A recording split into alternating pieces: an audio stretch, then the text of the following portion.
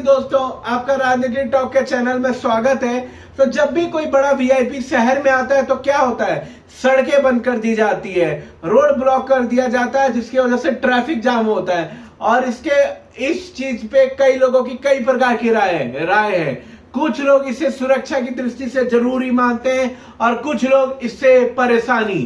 तो आज हम इसी के बारे में बात करेंगे, तो वीडियो में अंत तक बने रहिएगा और पूरी की पूरी वीडियो देखना कि काफी जरूरी वीडियो है। तो चलिए स्टार्ट करते हैं। तो सुरक्षा की दृष्टि से सबसे पहले हम बात करेंगे प्रधानमंत्री की सुरक्षा।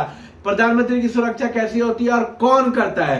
तो प्रधानमंत्री की सुरक्षा करती है एसपीजी, जिसका फुल फॉर्म है स्पेशल प्रोटेक्शन ग्रुप, जो इनकी सुरक्षा मुहैया कराती है और एक तरह का इनका कानूनी आधार है। स्पेशल प्रोटेक्शन ग्रुप एक्ट 1988 के तहत ये खतरे के स्तर के अनुसार रास्ता साफ कराती है। 1988 एक्ट के तहत जब एसपीजी बनी थी तो इनका काम ही ये था कि वीआईपी और प्रधानमंत्री राष्ट्रपति को खतरे के अनुसार रास्ता ये पूरी की पूरी क्लियरेंस कराएगी। इनका काम ही दिया गया था। क्यों? तो अब सबसे बड़ा सवाल है जो आपको नॉर्मली भी मिले, क्या जब कोई भी प्रधानमंत्री राष्ट्रपति आते हैं तो दोनों तरफ की सड़कें बंद कर दी जाती है? तो चलिए जानते हैं। तो इसका कोई दोनों तरफ सड़कें बंद करने का कोई भी संवैधानिक नियम नहीं है कि भैया प्रधानमंत्री आएगा तो दोनों तरफ की सड़कें बंद की जाएगी। कोई भी संवैधानिक नियम नहीं है। हमेशा दोनों तरफ की सड़क बंद हो, इसका भी कोई फिक्स अमाउंट नहीं है भाई कि बंद ही बंद होगी। ये जब कैसे तय होती है? ये तय होती है उस समय की पूरी स्थिति से, उसके खतरे के स्तर पे और स्थानीय सुरक्षा की जब आकलन की जाती है तो उस पर निर्भर करती है कि स्थानीय सुरक्षा किस प्रकार की है।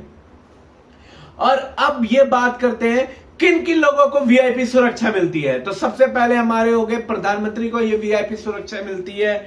दूसरे हमारे राष्ट्रपति को ये वीआईपी सुरक्षा मिलती है और राज्य के मुख्यमंत्री को भी ऐसी Z+ की सुरक्षा मिलती है। और चौथा, उच्च श्रेणी वाले व्यक्तियों को भी ये सुरक्षा मिलती है। और जो विदेश से जो भी बड़े बड़े नेता है, कोई भी आए जो भारत के मेहमान है, जाने माने किसी नेता और भारत के बिल्कुल मेहमान है, तो उनको भी ऐसी वीआईपी सुरक्षा मुहैया कराई जाती है।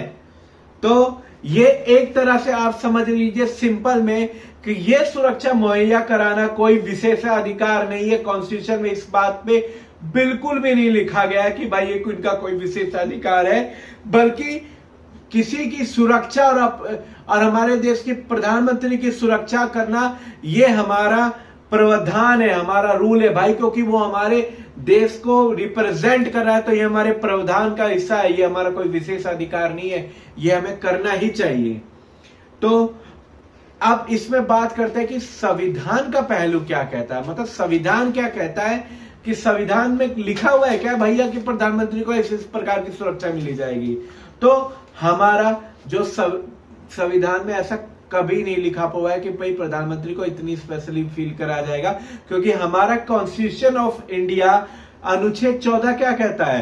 कानून के सामने समानता। मतलब कानून के सामने सभी लोग समान माने गए हैं, किसी लोगों को कोई विशेषाधिकार नहीं है, चाहे वो कितनी ही बड़ी पोस्ट का मिलेगा। समानता का अधिकार सभी को दिया गया है, कोई भी उच्च नहीं, कोई भी नीच नहीं। और अनुच्छेद 21 क्या कहता है? अनुच्छेद 21 क्या कहता है? जीवन और व्यक्तिगत स्वतंत्रता का अधिकार। हर व्यक्ति को खुले और अपने स्तर पे जीवन जीने का अधिकार है और अपनी व्यक्तिगत धर्म और भावनाओं को भी अपनाने का अधिकार है। कोई भी दूसरा व्यक्ति उस व्यक्ति का जीवन नहीं छीन सकता, ये भी हमारा एक संवैधानिक अधिकार है। तो अनुच्छेद 14 और अनुच्छेद 21 के तहत तो ये भाई मान्य नहीं किए जाएंगे। इसलिए क्या होता है, जब इसलिए कोर्ट भी कहती है जब कोई भी ऐसी मतलब वीआईपी जा रही हो, कई कोर्ट ने भी कहा, सुप्रीम कोर्ट से लेकर हाई कोर्ट में, जब ऐसी वीआईपी गाड़ी और सड़कें बंद हो जाए तब भी आपातकालीन वाहनों मीन्स जो इमरजेंसी वाहन होते हैं, एम्बुलेंस वगैरह को रास्ता दे देना चाहिए। और ये कोर्ट ने भी कहा है इस बात को। तो सबसे बड़ा सवाल क्या है? सबसे बड़ा सवाल यह है कि मेडिकल इमरजेंसी, अगर एम्बुलेंस में लोग हो उसमें मेडिकल इमरजेंसी में, तो क्या उसे रोक देना चाहिए, ये जानते हैं हम। और पर कई, मेरे अनुमान से तो नहीं रोकना चाहिए, और कई राज्यों ने भी इसके लिए दिशा निर्देश दिए गए। हर राज्य में इस चीज पे भी आपके टाइम पे बात हुई है कि भाई वीआईपी जाते तो इमरजेंसी भी होती है, तो लोग इसमें एम्बुलेंस में फंसे जाते, भाई किसी की जीवन की सुरक्षा करना ना हो, तो कई राज्यों ने इसके कानून के तहत दिशा निर्देश भी तय की गए हैं कि भाई आपातकालीन वाहनों को जाने दो भाई जो इमरजेंसी के लिए जा रहे हैं। तो अब सबसे बड़ा सवाल है कि ये कैसे, मतलब वीआईपी भी सुरक्षित रहे और आपातकालीन लोग भी जा सके। तो सबसे पहले इनके लिए संतुलन की जरूरत है और सुरक्षा भी जरूरी है भाई, क्योंकि आम नागरिक भी ना इससे बोझिल हो और जो हमारे देश को रिप्रेजेंट करे उनकी सुरक्षा भी बराबर बने रहे, क्योंकि आम नागरिक की सुविधा भी महत्वपूर्ण है। और इसके लिए सबसे बड़ा उपाय क्या है, क्योंकि ट्रैफिक वालों को बेहतर ट्रैफिक प्रावधान करना चाहिए, और जिससे क्या होगा कि समन्वय और आवाजाही का समाधान हो सकता है, क्योंकि ट्रैफिक रूल्स बढ़िया होंगे तो ऐसी मुसीबतें का सामना लोगों को नहीं करना पड़ेगा।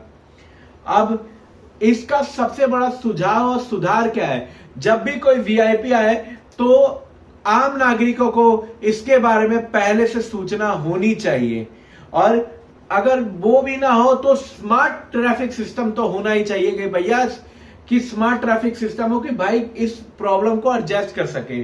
और जो एक सबसे बड़ा महत्वपूर्ण सुधार होना चाहिए कि हर कोई भी वीआईपी आए पर एक इमरजेंसी लेन होनी चाहिए जिसमें एम्बुलेंस आराम से जा सके।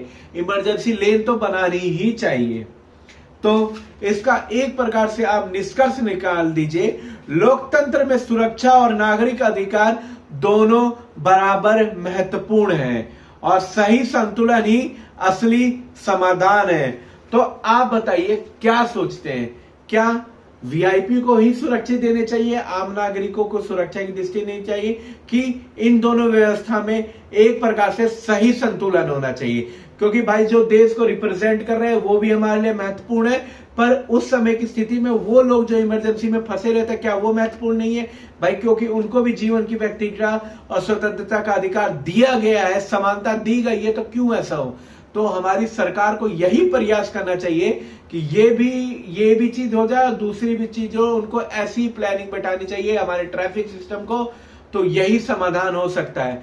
तो वीडियो अगर आपको अच्छी लगे और मेरी बातों से सहमत हो तो कमेंट में हाँ या ना जरूर लिखिएगा, और आप किस किस प्रकार से इसमें सुधार कर सकते हैं तो अपनी राय जरूर लिखिएगा, और सपोर्ट कीजिएगा मेरे चैनल को, सब्सक्राइब करना ना भूलिएगा।